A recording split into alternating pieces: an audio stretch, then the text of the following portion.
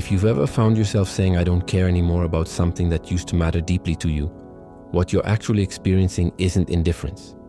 It's compressed rage that's been building up for months or years of caring too much with nothing to show for it. Before we go further, if this is hitting close to home, go ahead and like this video and subscribe to the channel, because we're about to dig into the psychology behind why your brain shuts down emotionally when it can't handle the weight anymore. Psychologically, what most people call not caring is actually a defense mechanism called emotional detachment. Your nervous system can only sustain high investment for so long before it starts protecting you from further disappointment. When you care intensely about a relationship, a job, a goal, or a person, and that care isn't reciprocated or validated, your brain begins cataloging every instance of unmet expectation. Over time, that catalog becomes a psychological burden. Your amygdala, the part of your brain responsible for emotional processing, starts associating that person or situation with stress. Eventually, your prefrontal cortex intervenes and creates distance, not because you stopped caring, but because continuing to care was becoming neurologically expensive. Here's what most people don't realize. The "I don't care" attitude doesn't appear overnight. It's the final stage of a process that starts with overinvestment. You cared so much that you ignored red flags. You cared so much that you excused behavior that hurt you. You cared so much that you put their needs, their comfort, their happiness above your own repeatedly. And every time you did that without reciprocity, you were training your brain to recognize a pattern. Care given, care not returned. Effort made, effort not matched. Presence offered, presence taken for granted. From a neurological standpoint, this creates what's called learned helplessness. Your brain starts predicting that no matter how much you invest, the outcome will be the same. Disappointment, frustration, resentment. So it does what any intelligent system would do. It stops investing. But here's the critical part. That shutdown isn't peaceful. It's not Zen-like acceptance or healthy boundaries. It's suppressed anger that you've been swallowing for so long that it finally crystallized into cold detachment. Behaviorally, people in this state exhibit specific patterns. They stop initiating contact. They stop explaining themselves. They stop fighting for the relationship or situation. And when someone asks them what's wrong, they say nothing with a flatness that feels almost aggressive. That flatness is the giveaway. Real indifference is neutral. This version of not caring has weight.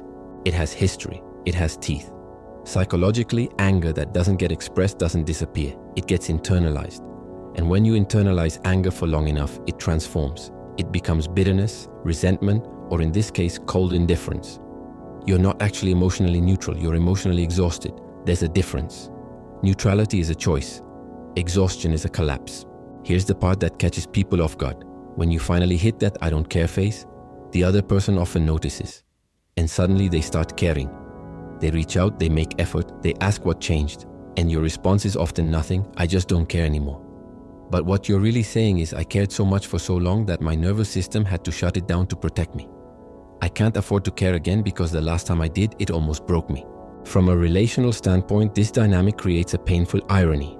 The person who was once emotionally available becomes emotionally unavailable. The person who used to chase becomes the one being chased. And the shift happens not because of strategy or manipulation, but because of self-preservation. Your brain finally said enough. You don't get to keep hurting this person without consequence. And the consequence is withdrawal. Psychologically, this is a form of self-protective numbing. When your emotional system can't handle any more input, it shuts down non-essential processing.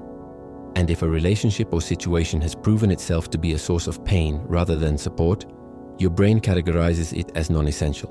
It's the same mechanism that happens in trauma. Too much pain, not enough relief, and your system goes into conservation mode. You stop feeling as intensely because feeling was costing you too much.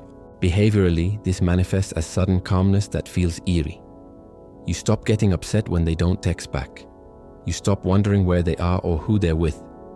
You stop replaying conversations trying to figure out what you did wrong. And on the surface, it looks like emotional maturity, but underneath, it's emotional shutdown. You didn't heal. You just stopped bleeding out. Here's what people in this stage often don't realize. That anger is still there. It's just underground, and it will resurface, usually in one of two ways. Either it explodes during a seemingly minor trigger because it was never actually processed, or it seeps out in passive-aggressive behavior, sarcasm, or coldness that feels disproportionate to the situation, because the situation isn't the issue. The accumulated weight of months or years of unreciprocated care is the issue. Psychologically, unprocessed anger doesn't stay contained. It leaks. It shows up in how you talk about that person to others. It shows up in how quickly you cut people off now. It shows up in your inability to trust similar situations or people. Because your brain hasn't just detached from one person or scenario, it's learned a broader lesson. Caring too much is dangerous. So now you don't let yourself care at all, or you care with one foot out the door, ready to bolt the second things feel familiar. From a neurological perspective, this creates a conditioning loop. Your brain now associates deep emotional investment with inevitable pain. So even in new relationships or opportunities, you hold back. You keep things surface level. You maintain distance. Not because you're incapable of connection, but because your nervous system is trying to prevent a repeat of what happened before. And this is where the real damage happens. Because now you're not just detached from the person or situation that hurt you. You're detached from your own capacity to be vulnerable. Here's the part most people miss. The I don't care attitude isn't the end of the story. It's a temporary holding pattern. And if you stay in it too long, it hardens into a personality trait. You become the person who doesn't let anyone in. The person who's always emotionally unavailable. The person who pride themselves on not needing anyone. And while that might feel empowering in the short term, in the long term, it isolates you. Psychologically, true healing doesn't come from shutting down. It comes from acknowledging the anger, processing it, and then making a conscious decision about how you want to engage moving forward. That means sitting with the discomfort of admitting I cared, and it hurt, and I'm angry about it. It means not bypassing that anger with false indifference. It means feeling it fully so it doesn't control you subconsciously. Behaviorally, people who successfully move through this phase do a few things differently. They name the anger. They stop pretending it's indifference and call it what it is. Rage at being taken for granted. Frustration at being undervalued. Resentment at being the only one trying. Once they name it, they can process it. And processing doesn't mean venting to the person who hurt you. It means journaling, talking to a therapist, moving your body, or creating art. It means finding a way to release the emotional charge so it doesn't stay lodged in your nervous system. Here's what changes when you do this. You regain access to your full emotional range. You stop oscillating between overinvestment and total shutdown. You develop what psychologists call differentiated emotions. You can care about someone without losing yourself. You can set boundaries without cutting people off entirely. You can recognize when something isn't working without needing to burn it to the ground. From a relational standpoint, this is where real power lives. Not in pretending you don't care, but in caring selectively and intentionally. Not in shutting everyone out, but in choosing who gets access to your emotional energy. Not in becoming cold, but in becoming discerning. Because the opposite of caring too much isn't not caring at all. It's caring wisely. Psychologically, people who master this shift stop seeing emotional investment as all or nothing. They stop thinking I either give everything or I give nothing. They learn to calibrate. They learn to match energy. They learn to notice reciprocity early and adjust accordingly. And most importantly, they learn that protecting your peace doesn't require emotional numbness. It requires emotional intelligence. Here's the truth that no one tells you. The I don't care phase is necessary. It's your nervous system hitting the reset button. It's your brain saying we need a break from this level of emotional labor. And that's okay. The problem isn't the shutdown. The problem is staying shut down. The problem is mistaking a temporary coping mechanism for a permanent identity. Behaviorally, you'll know you're healing when you can think about that person or situation without your chest tightening. When you can acknowledge what happened without needing to defend yourself or justify your anger. When you can see their perspective without abandoning your own.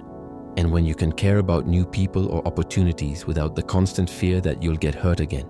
Psychologically, this is called post-traumatic growth. It's not about going back to who you were before. It's about integrating what happened and becoming someone wiser, stronger, and more emotionally regulated. It's about taking the lesson without carrying the wound. And the lesson isn't don't care. The lesson is care, but care with boundaries. Care, but care with self-respect. Care, but care in a way that doesn't require you to disappear. From a neurological standpoint, this requires retraining your amygdala. Your brain learned that deep care equals danger. Now you have to teach it that deep care with reciprocity equals connection. And that takes time. It takes safe relationships where your vulnerability is met with respect. It takes experiences where your effort is matched. It takes proof that not everyone will take advantage of your kindness. Here's what most people don't realize about anger. It's not the enemy. It's information. It's your internal system telling you that a boundary was crossed, a need wasn't met, or a value was violated. When you suppress it, you lose access to that information. When you feel it, name it, and process it, you gain clarity. You understand what you will and won't tolerate. You understand what you need from relationships. You understand where you've been compromising yourself. Behaviorally, people who do this work stop repeating patterns. They stop attracting the same type of person or situation over and over. They stop wondering why they always end up in dynamics where they're the one doing all the emotional labor. Because they've done the internal work to shift their tolerance level. They've raised their standards, not in a judgmental way, but in a self-protective way. Psychologically, this is where transformation happens. You go from I don't care as a defense mechanism to I care selectively as a conscious choice. You go from shutting down to protect yourself to opening up in environments that are actually safe. You go from reactive detachment to intentional presence. And that shift changes everything. Here's the part that matters most. If you're in the I don't care phase right now, honor it. Don't force yourself to care again before you're ready. Don't let anyone guilt you into re-engaging before you've processed what happened. Your nervous system shut down for a reason. It was protecting you. Respect that, but also know that it's not the final destination. It's a rest stop. It's your brain giving you space to heal so you can eventually care again without it costing you your peace. From a relational standpoint, the people worth keeping in your life will understand this. They won't pressure you to get over it. They won't minimize what you went through. They won't tell you to just move on. They'll give you space, and when you're ready, they'll be there. And the people who don't understand, they were probably part of the problem to begin with. Psychologically, healing from this kind of emotional exhaustion requires self-compassion. You have to stop judging yourself for caring too much in the first place. You have to stop seeing your vulnerability as weakness. You have to recognize that your capacity to care deeply is actually a strength. It just needs to be directed toward people and situations that value it. And finding those people requires discernment, boundaries, and a willingness to walk away from anything that feels like the dynamic that broke you. Here's what changes when you do the work. You stop seeing I don't care as a badge of honor. You stop bragging about how unbothered you are. You stop performing emotional unavailability because you realize that real strength isn't in shutting down. It's in staying open while being protected. It's in caring without losing yourself. It's in loving without needing to be everything to someone. Behaviorally, this shows up as calm confidence. You're not reactive, you're not defensive, you're not performing indifference. You're genuinely at peace because you've processed the anger, set the boundaries, and made conscious choices about who and what gets your energy. And that version of you, that's the version that attracts healthy, reciprocal, emotionally mature relationships. If someone came to mind while watching this, don't ignore that. Share this video with them or drop a comment below about what resonated. And if you're ready to keep doing this deeper psychological work, hit that subscribe button and turn on notifications because we're just getting started. Your I don't care phase doesn't have to be forever. It can be the bridge to something so much better.